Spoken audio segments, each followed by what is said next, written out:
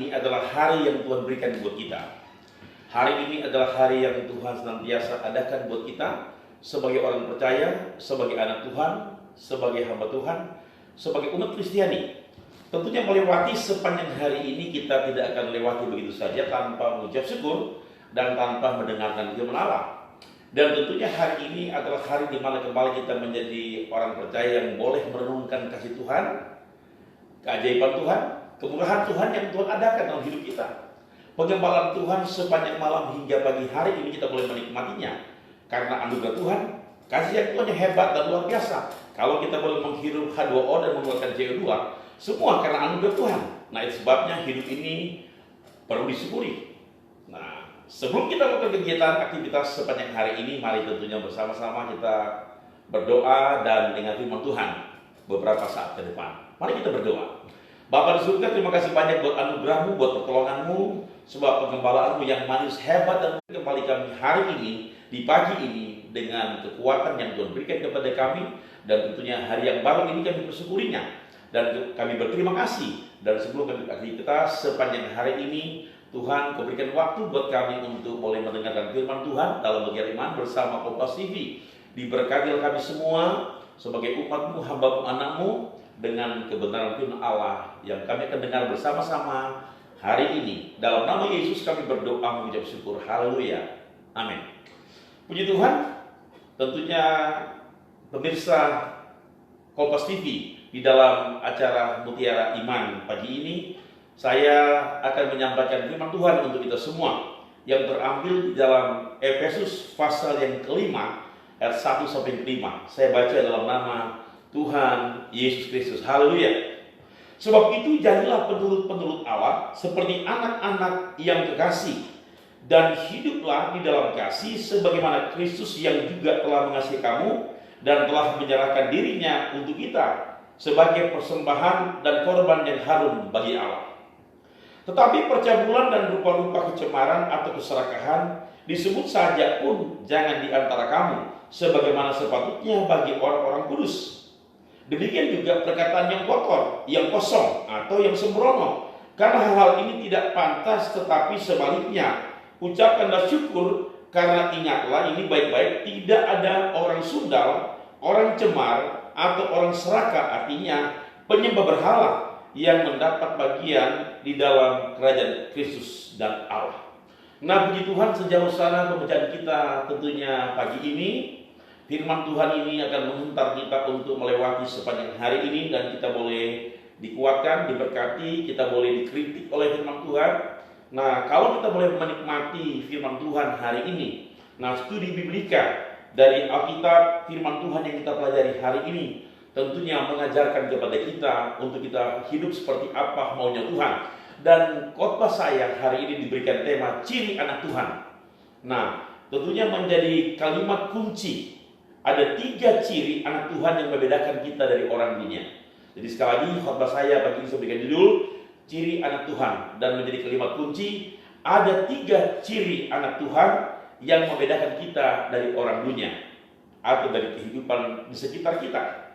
Nah, yang kita lihat bagian ini, firman Tuhan yang sudah kita baca, kita pelajari, tentunya mengajarkan kepada kita, mengingatkan kepada kita.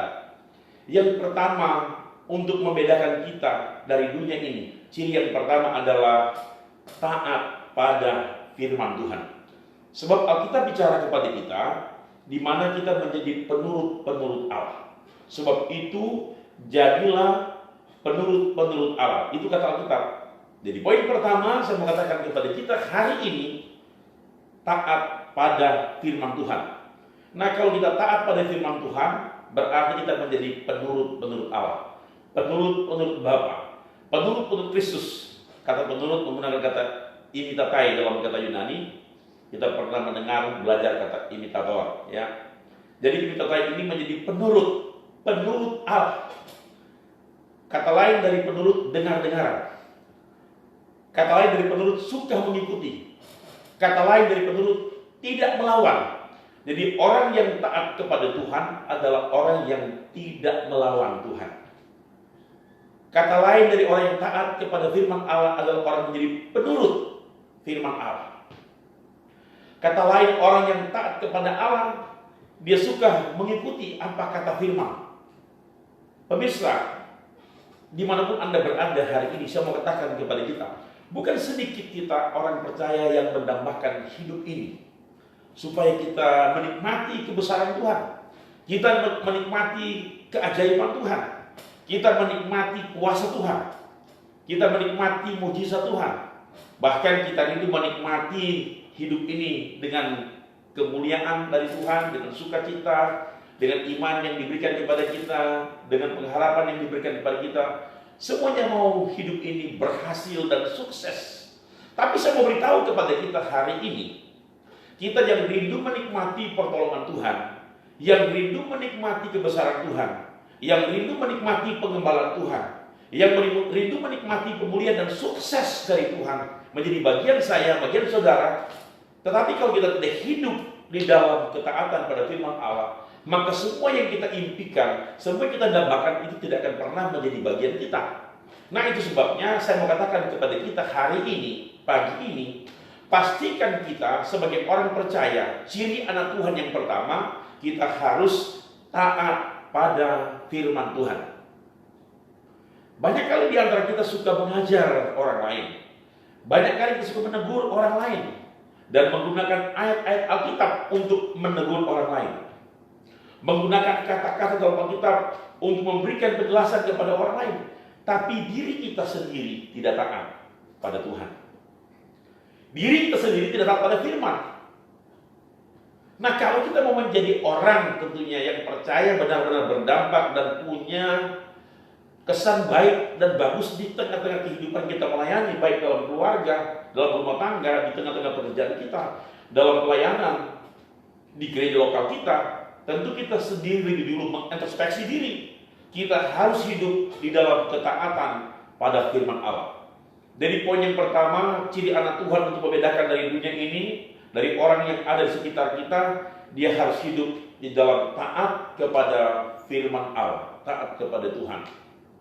Kita saja orang tua, tentunya di rumah, sangat mendambakan supaya anak-anak kita yang kita lahirkan, anak-anak kita yang kita besarkan, kita merindukan supaya anak-anak itu yang kita besarkan dengar-dengaran terhadap orang tua, ya, taat pada orang tua, taat kepada mama, taat kepada papa, taat kepada ayah ibu, taat kepada oma, opa, kakek nenek, atau kakaknya atau adiknya.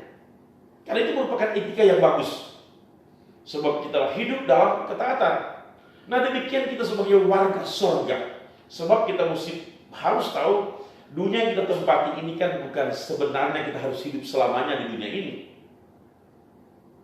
Iman Kristen kita mengacu dari studi biblika kebenaran firman Allah, di mana firman Allah mengajarkan kepada saya, kepada saudara, bahwa rumah yang sebenarnya dari orang percaya adalah surga kekal untuk selama-lamanya. Masa perhentian kita tentunya bukan dunia ini, tapi masa perhentian kita untuk menerima hidup kekal adalah surga. Nah, itu menjadi dambaan kita semua. Nah, surga yang nanti kita akan nikmati tentunya itu membutuhkan hidup dalam ketaatan. Jadi sekali lagi, ciri anak Tuhan yang pertama, hidup dalam ketaatan firman Allah atau taat pada firman.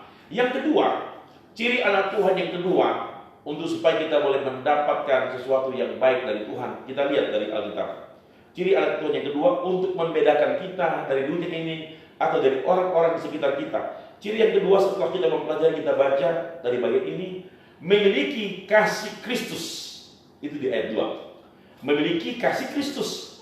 Nah, saya mau katakan kepada kita, bukan sedikit di antara kita orang percaya hari ini, saat ini tentunya, menambahkan supaya kasih Kristus itu ada dalam hidup saya, ada dalam hidup saudara.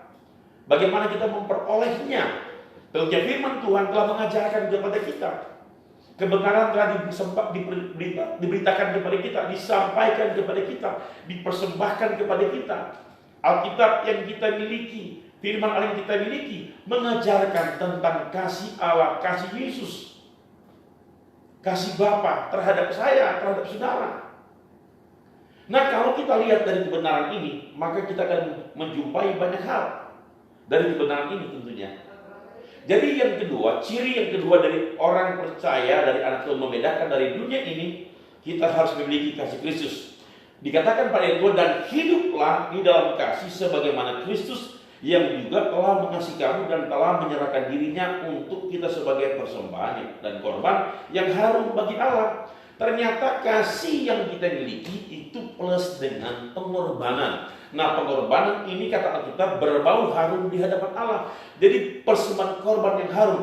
Yesus sudah berkorban untuk saya, untuk saudara. Dia mati tersalib di kayu salib. Ingat baik-baik kata Alkitab, itu merupakan persembahan yang harum yang dikerjakan oleh Yesus. Oleh karena Bapa yang sudah merencanakan semuanya untuk umatnya, untuk saya, untuk saudara, kita semua yang belum terhilang oleh karena salah dan dosa, di mana Bapa merencanakan sesuatu yang indah, Yesus itu harus dikorbankan menjadi persembahan yang harum. Yesus itu yang kaya menjadi miskin. Kenapa? Supaya kita orang percaya yang berdosa, yang miskin dengan kebaikan, menjadi kaya tentunya dengan kebaikan. Kita yang terhilang ditemukan kembali. Itu sebabnya saya katakan tadi, dia yang kaya menjadi miskin. Karena saya, kalau saudara. Nah, sejauh ini mari kita memahami tentunya ungkapan firman. Karena kasih yang dilakukan oleh Yesus di kayu salib untuk kepentingan saya dan saudara. Seperti itu. Supaya kita mengerti bahwa ternyata Yesus mati di kayu salib itu merupakan persembahan korban yang berbau harum. Nah, saya mau katakan kepada kita, kasih yang Tuhan telah berikan kepada kita, tentunya sebagai orang percaya, mari kita berupaya dan terus berusaha untuk menjabarkan kasih agape ini dalam perwujudan kasih philia, kasih eros, kasih sorga kepada sesama di sekitar kita, kepada istri kita, kepada saudara kita, kepada anak kita. Kita jabarkan. Semua kasih ini punya proporsi yang sebenarnya. Jadi semua jenis kasih yang ada kepada kita, apakah itu kasih eros, apakah itu kasih sorga, apakah itu kasih philia, kasih kekeluargaan, kasih persahabatan, itu harus dibungkus oleh kasih ilahi. Kasih ilahilah yang membuat saya dan saudara berarti sampai hari ini. Makanya untuk membedakan kita dari orang dunia, ciri yang kedua saya katakan tadi adalah memiliki kasih Kristus. Nah, kasih Kristus inilah yang membuat saya dan saudara berdampak di tengah-tengah kehidupan masyarakat, berumah tangga, berjemaat, ya, bergereja tentunya, bahkan di lingkungan kita yang ada di Indonesia ini, dimanapun kita pergi dan berada, kita berdampak dan berbau harum. Kenapa demikian? Sebab memang kasih Allah ada pada kita yang perlu kita jabarkan juga kepada orang lain. Jadi ciri yang kedua, kita memiliki kasih Kristus.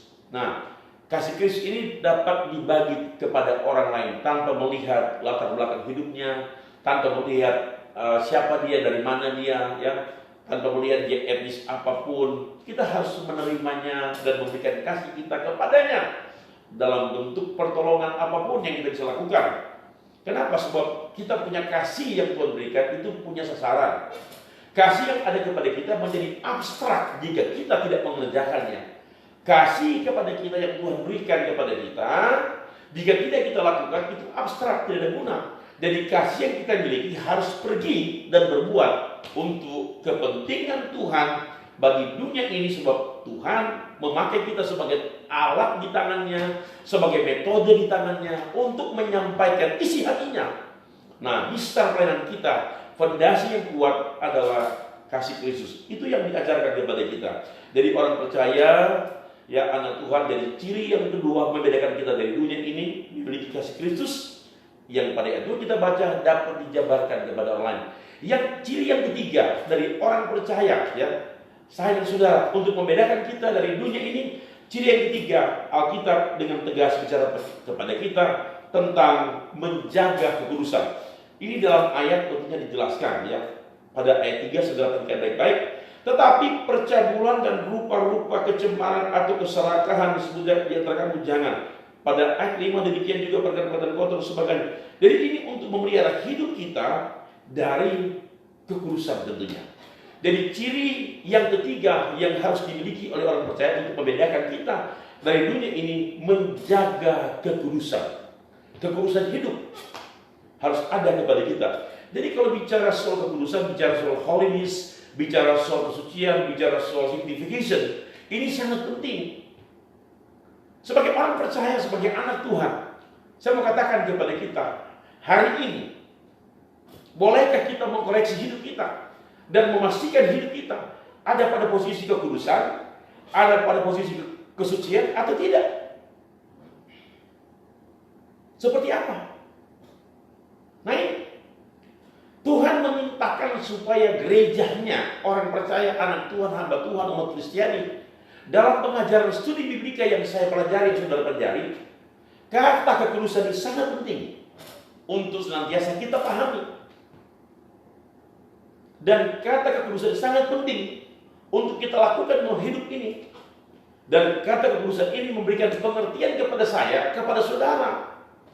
Seperti apa kita membawa hidup ini, seperti apa kita melakukan hidup ini di hadapan Tuhan.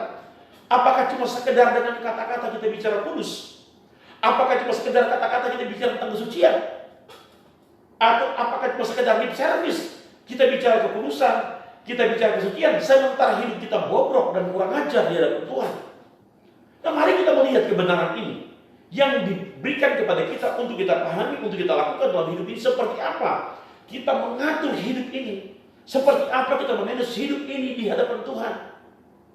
Hidup ini bukan sekedar kita hidupi saja, tapi kita perlu menjawab hidup ini dalam panggilan Kristen. Pada poin ini, ciri anak Tuhan membedakan dari dunia, kita harus menjaga kekudusan. Nah, menjaga dari kekudusan apa yang perlu kita pahami, perlu kita pelajari? Kita lihat dari ayat-ayat ini. Dari ayat ini yang kita bisa pelajari, pada ayat 3, ingat baik-baik. Hal-hal yang harus dihindari oleh orang percaya, oleh anak Tuhan, yang membedakan kita dari dunia ini, ya, dari semua yang kita lihat di sekitar kita, apa yang bisa membedakan kita? Selain 3 poin besar yang saya ucapkan tadi, yang saya katakan tadi, yang pertama taat pada firman, yang kedua memiliki kasih Kristus, yang ketiga ini menjaga kekudusan. Nah, hal-hal apa yang perlu kita hindari supaya kita benar-benar kita hidup taat pada firman, kita memiliki kasih Kristus, bahkan kita memiliki kekudusan atau menjaga kekudusan? Hal-hal apa yang kita perlu hindari? Kita perlu hindari dari ayat yang kita baca tadi adalah percabulan. Pemirsa Kompas TV dimanapun Anda berada, dalam acara Mutiara Iman, program Mutiara Iman hari ini, pagi ini, mari sebagai orang yang mengalami kekudusan, menjaga kekudusan, kita perlu menghindarkan diri, kita perlu menolak percabulan dalam hidup kita. Nah, kata percabulan pada ini Anda sudah pelajari menggunakan kata Yunani porneia. Porneia itu kelakuan yang berhubungan dengan seksual, amoral, termasuk menyenangi gambar porno. Jadi ingat baik-baik, percabulan ini berhubungan dengan apa? Berhubungan dengan seksual, berhubungan dengan amoral, ya, yang termasuk menyenangi gambar porno ini disebut percabulan. Nah, dengan kata Yunani porneia, ya, kata percabulan dari kata Yunani porneia itu melakukan seks atau amoral yang termasuk menyukai gambar-gambar porno. Nah, saya mau katakan kepada kita hari ini, jika ada di antara keluarga Anda, anak Anda, orang tua, siapapun kita, ya, yang melakukan, ya, seksual atau seks, mempraktekkan seks secara tidak wajar, yang dikatakan amoral, yang termasuk menyukai gambar-gambar porno, film-film porno, itu masuk pada kata porneia. Anda pernah membaca, mendengar, bahkan juga melihat, ya, di film-film, mungkin di televisi, ya, atau di layar-layar besar, ya, Anda mungkin pernah mendengar dan mengenal kata pornografi. Nah itu. Jadi kata pornografi berasal dari kata percabulan ini, porneia. Kalau Anda masih melakukan seks bebas, Anda masuk di percabulan. Kalau Anda masih mengingini istri orang lain, suami orang lain, Anda masuk di percabulan, masuk di porneia. Dan itu disebut amoral. Nah, ingat baik-baik, ini yang dilakukan oleh banyak orang di sekitar kita. Nah, makanya saya mau katakan kepada kita, menjaga kekudusan, kita harus menghindarkan diri dari kata ini, dari percabulan, dari porneia. menolak percabulan, menolak porneia, menolak amoral, menolak seks bebas, menolak gambar-gambar porno, film-film porno. Jangan lagi kita sukai hal itu, supaya kita tidak menjadi orang cabul. Nah, yang kedua dari poin ketiga, apa-apa lagi yang perlu kita hindari? Yang kedua kita harus hindari apa? Kecemaran, kata kita. Kecemaran pada ayat 3, kecemaran. Nah, dari kata Yunani menggunakan kata akarpasia. Apa pengertiannya? Nah, ini dosa seksual atau perbuatan jahat, atau termasuk perbuatan kotor, termasuk pikiran yang kotor, keinginan hati yang kotor. Jadi kata kecemaran ini perbuatan jahat, perbuatan dosa yang termasuk pada pikiran yang kotor, hati yang kotor. Mungkin orang bicara, oh Pak Pendeta kan kalau soal cabul, soal bersinah itu kan kotor. Itu kan gak benar. Soal bersinah, ya percabulan itu oke, kotor. Tapi jangan lupa, pikiran kita yang kotor itu juga kecemaran. Itu kata kita masuk di dalam dosa seks. Pikiran kotor, ya. Pikiran kotor kecemaran. Anda berpikir saja, kata kita, waktu Anda melihat orang lain, ya, lihat wanita, kemudian syahwat Anda bergerak, itu juga dosa, kata kita. Jadi pikiran kotor juga bisa membuat Anda berdosa. Keinginan hati juga yang kotor bisa membuat Anda tercemar. Sampai hari ini, ya, ada begitu banyak orang yang mungkin terperangkap dengan pikiran yang kotor, hati yang kotor, yang mungkin orang lain nggak tahu.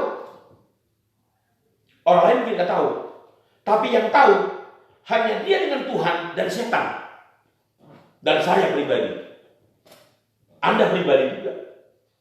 Jadi yang melakukan pikiran kotor, ya, pikiran kotor, keinginannya kotor, yang tahu kan tiga pribadi. Pribadi Bapa di surga, pribadi setan, dan pribadi sendiri. Nah ini. Pribadi saya, pribadi saudara. Nah makanya saya mau katakan kepada kita untuk menjaga kudusan, mari kita lihat pada poin yang kedua ini, kita tinggalkan, kita buang kecemaran, ya, buang kecemaran.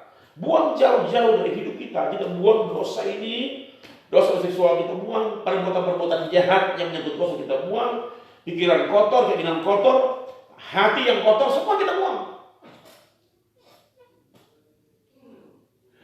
Luar biasa. Dari bagian yang ketiga, poin yang ketiga, saudara perhatikan. Dari ayat sudah kita baca tadi, di sana tertera kata keserakahan. Jadi bagian yang ketiga pada poin yang ketiga ini yang perlu kita tolak, yang perlu kita hindari, keserakahan. Nah, keserakahan ini kata lain pertama rakus terhadap dosa, rakus terhadap dosa seks, serakah dengan dosa seks, yang melakukan berbagai macam dosa, berbagai macam kecemaran sebagainya. Ini keserakahan. Jadi orang percaya, siapapun kita, anak Tuhan, hamba Tuhan, umat Kristiani, kalau kita masih melakukan dosa dalam bentuk apapun, berarti kita masih orang yang serakah. Orang tidak benar di hadapan Tuhan. Orang rakus dengan dosa. Rakus dengan perbuatan seks. Kan bukan sedikit orang yang rakus dengan perbuatan seks. Bukan sedikit. Banyak sekali. Minggu ini perempuan lain. Minggu depan perempuan lain. Minggu ketiga juga perempuan lain. Bahkan mungkin sebulan bisa 5, 6, 10 kali perempuan dia tiduri. Nah ini namanya keserakahan seksual. Ini sangat berbahaya. Nah, kita lihat juga poin yang keempat. Dari bagian yang ketiga menjaga kudusan, yang perlu kita tolak apa? Dari ayat tadi kita pelajari. Perkataan kotor, kosong, sembrono. Itu ada pada ayat 4. Jadi yang perlu kita tolak dari kehidupan kita ini untuk menjaga kudusan, pada poin yang keempat adalah perkataan kotor, perkataan sembrono, perkataan kosong, kita tinggali. Banyak orang kalau ngomong di sebuah perkumpulan, wah, perkataannya terlalu tinggi, ngomongnya terlalu tinggi, bicara terlalu tinggi, padahal semua kosong, nggak ada apa-apanya. Cek ke dirinya, ke hidupnya, semua kosong, nggak ada apa-apanya. Tapi kalau menceritakan, wah hebat. Apalagi kalau bicara masalah politik, wah luar biasa. Nah, kita sekarang berada pada situasi yang menjelang nanti akan memasuki pilkada ya. baik pemilihan gubernur, bupati, dan wali kota ya, yang ada di Indonesia. Nah kalau udah kumpul bersama-sama, wah pokoknya ngomong itu, bicara itu seolah-olah dia paling tahu semuanya. Padahal kosong, ada apa-apanya, kosong. Udah bicara ini, bicara itu, mengkritik ini, mengkritik itu, padahal dia juga kosong sebenarnya, nggak ada apa-apanya, nggak punya pengikut, nggak punya massa. Tapi kalau bicara politik, wow, number one, padahal kosong juga. Nah, Alkitab bicara pada kita untuk menjaga kekudusan hidup pada poin yang keempat, tinggalkanlah perkataan yang kotor, perkataan yang kosong, yang sembrono, nggak punya manfaat. Haleluya. Tinggalkan semuanya. Bagian ketiga, poin yang kelima, yang terakhir dari bagian ketiga ini, hal apa lagi yang perlu kita hindari, kata Alkitab? Yang perlu kita tolak, hal apa lagi? Menyangkut penyembahan berhala. Penyembahan berhala. Jadi kita tolak penyembahan berhala, kita tolak berhala. Nah, kata penyembahan berhala atau berhala menggunakan kata idolatria, ya, membanggakan, menghargai, menghormati. Siapa yang dibanggakan, siapa yang dihargai, siapa yang dihormati, siapa yang diidolakan? Itu menyembah roh-roh atau orang-orang kuat atau patung-patung berhala. Itu menyembah berhala. Jadi perlu kita tolak supaya hidup kita tetap dalam kekudusan. Kita perlu menolak penyembahan berhala, idolatria. Apa yang Anda idolakan dalam hidup Anda, apalagi menyangkut kesukaan Anda, itu menjadi berhala. Apa yang Anda sukai lebih daripada Tuhan, itu adalah berhala. Tinggalkan dari hidup kita dalam rangka menjaga kekudusan di hadapan Tuhan. Dari poin yang kelima, dari bagian yang ketiga, supaya kita menjaga kekudusan, kita harus menolak, ya, menyembah berhala, ya, roh-roh yang tidak benar, menyembah patung-patung yang tidak benar. Kita tolak, sebab kita punya Allah yang besar, Allah yang ajaib, yang perkasa, yang menolong kita sampai hari ini, yang dapat juga mengambil nyawa saya, nyawa saudara, bahkan bisa membunuh saya, bisa membunuh saudara. Nah, makanya mari kita bawa hidup kita kepada Tuhan. Jadi 3 poin ini yang perlu kita pahami, ya. Ciri anak Tuhan yang membedakan kita dari orang di dunia ini. Yang pertama tadi, poin yang pertama, taat pada firman. Nah, poin yang kedua atau bagian yang kedua, kita harus apa? Memiliki kasih. Dan yang ketiga, menjaga kekudusan. Nah, ini penting sekali untuk kita pelajari, kita pahami. Sebab dengan hal ini akan membuat kita disenangi dan disukai oleh Tuhan, bersama Tuhan. Lakukan perkara besar dengan perkasa. Pastikan hidup Anda hari ini tak pada firman. Pastikan hidup Anda memiliki Kristus yang dijabarkan. Dan pastikan hidup Anda tidak menyembah berhala, tidak mengidolakan sesuatu yang fana ini, tapi yang Anda mesti idolakan. Ingat baik-baik, mesti banggakan adalah Bapa di surga, Yesus Tuhan, Raja di atas segala raja, yang menjaga saya, yang menjaga saudara, yang memelihara saya, yang memelihara saudara, dan kita diberkati oleh Tuhan. Bersama Tuhan ada kemenangan, ada sukacita diberkati kita sepanjang hari ini. Haleluya. Mari kita berdoa. Bapa di surga, terima kasih banyak buat firman-Mu yang kami boleh sampaikan hari ini, pagi ini. Biar semua tentunya pemirsa Mutiara Iman, dalam program Mutiara Iman, akan terus menyukai Engkau, terus berdoa, dan memberi hidup kepada Tuhan, supaya makin hari makin dahsyat dan menjadi orang Kristen, anak Tuhan, hamba Tuhan, yang melita di dalam Tuhan.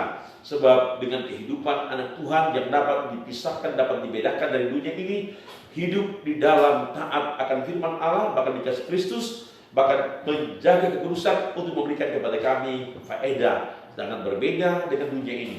Kuatkan kami semua untuk menghadapi tantangan hidup. Umat-umat-Mu, anak-anak-Mu, hamba-hamba-Mu, pemirsa dalam Mutiara Iman, acara Mutiara Iman, Kompas TV, dimanapun berada, Tuhan kasih-Mu mendaras bagi mereka semua. Yang lemah dikuatkan, yang sakit disembuhkan, yang tertutup jalan, Tuhan sudah pasti buka jalan. Terima kasih Bapak. Doa kami juga menyertai tentunya bangsa negara kami, Indonesia yang tercinta ini. Dari pemerintah pusat sampai pemerintah daerah. Dan upaya-upaya pemerintah pusat daerah bekerjasama dengan para dokter, para perawat suster, bahkan TNI Polri dan semua masyarakat, golongan tokoh-tokoh agama, golongan agama untuk memerangi, memutuskan mata rantai COVID-19. Dan kami sangat percaya upaya-upaya pemerintah dan tentunya melibatkan semua komponen di Indonesia ini. Tuhan berkati buka jalan, Indonesia jaya, Indonesia kuat, Indonesia dipulihkan, Indonesia bisa dan diberkati. Sulawesi Utara juga dipulihkan, dimenangkan, Manado juga demikian, dipulihkan, dimenangkan, nama Tuhan dibesarkan, nama Tuhan dimuliakan, dan kami yakin satu saat, bahkan saat yang sementara kami hadapi hari-hari ini, akan terjadi pemulihan secara dahsyat dan luar biasa. Injil terus diberitakan di berbagai penjuru Indonesia di dunia ini dengan berbagai macam metode yang digunakan, apakah itu lewat media massa, media cetak, media sosial, semuanya Tuhan engkau urapi dan berkati, nama Tuhan tetap dibesarkan, dimuliakan. Terima kasih terpuji nama Tuhan. Kami juga berdoa berkati owner daripada Kompas TV. Tuhan berkati mereka semua, bahkan semua pegawai pekerja yang ada di Kompas TV, baik yang ada di daerah, di pusat, dimanapun berada. Biar Tuhan memberkati terus siaran spiritual ini, siaran rohani ini, bahkan juga berita-berita yang disebarluaskan lewat Kompas TV di negara ini, di Indonesia, di Manado, di Utara, memberikan dampak informasi yang baik untuk kami nikmati, menjadi pembelajaran edukasi buat kami, bahwa dunia yang sementara kami tempati ini tidak nyaman lagi, tidak tenang lagi, hanya dekat Allah saja kami tenang, dan memberikan semangat, kekuatan, kemenangan buat kami. Terima kasih, ini doa semangat kami kepada Tuhan. Haleluya, amin. Puji Tuhan. Tentunya pemirsa Kompas TV dalam acara Mutiara Iman hari ini dan seterusnya, Anda jangan bosan-bosan untuk mendengarkan kabar firman Tuhan dari hamba-hamba Tuhan yang melayani. Pasti hidup Anda diberkati berlimpah-limpah. Haleluya. 3, 2, 1.